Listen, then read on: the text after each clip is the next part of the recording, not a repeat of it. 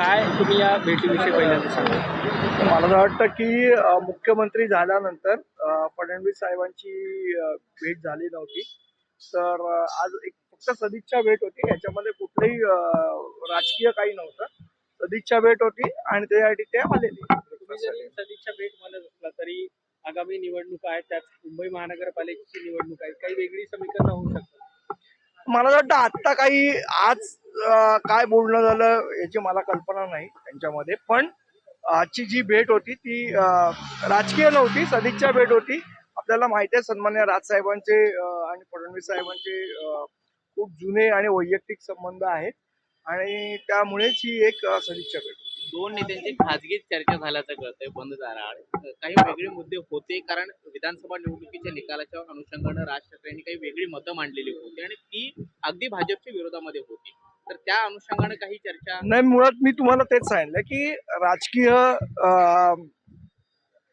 म्हणणं किंवा राजकीय भूमिका ह्या वेगळ्या असू शकतात, पण वैयक्तिक संबंध हे महाराष्ट्रामध्ये प्रत्येक राजकारणी लोकांचे एकमेकांशी असतात.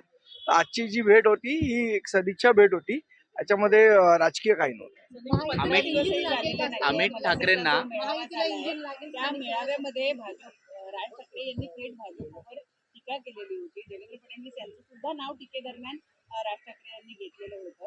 मग आज तो विषय निघाला नाही, त्या विषयावर काहीच चर्चा झाली नाही. मी मुळात सांगितलं की राजकीय भूमिका या वेगळ्या वेगळ्या असू शकतात, पण वैयक्तिक संबंध हे वेगळे असतात.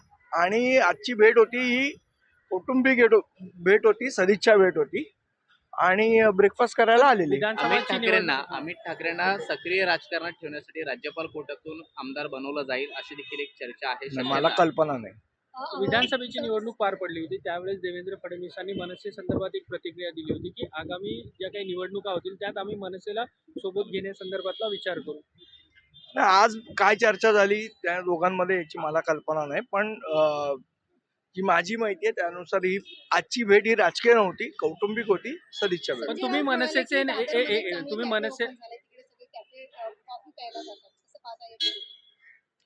संजय राऊत दुसरीकडे कुठे जातात ते मला वाटतं पवार साहेबांच्या बंगल्याच्या बाहेर झाडू मारायला जातात का?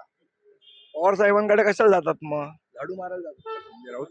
तुम्ही मनसेचे नेते आहात. मनसेने लोकसभा आणि विधानसभेला भाजपला पाठिंबा दिला होता. लोकसभेला दिला होता, विधानसभेला काही जागांवरती एकमेकांना पाठिंबा दिला होता. मनसेच्या नेत्यांचं, कार्यकर्त्यांचं म्हणणं आहे की थेट आता महायुतीमध्ये किंवा भाजप सोबत थेट असलं पाहिजे पाठिंबा.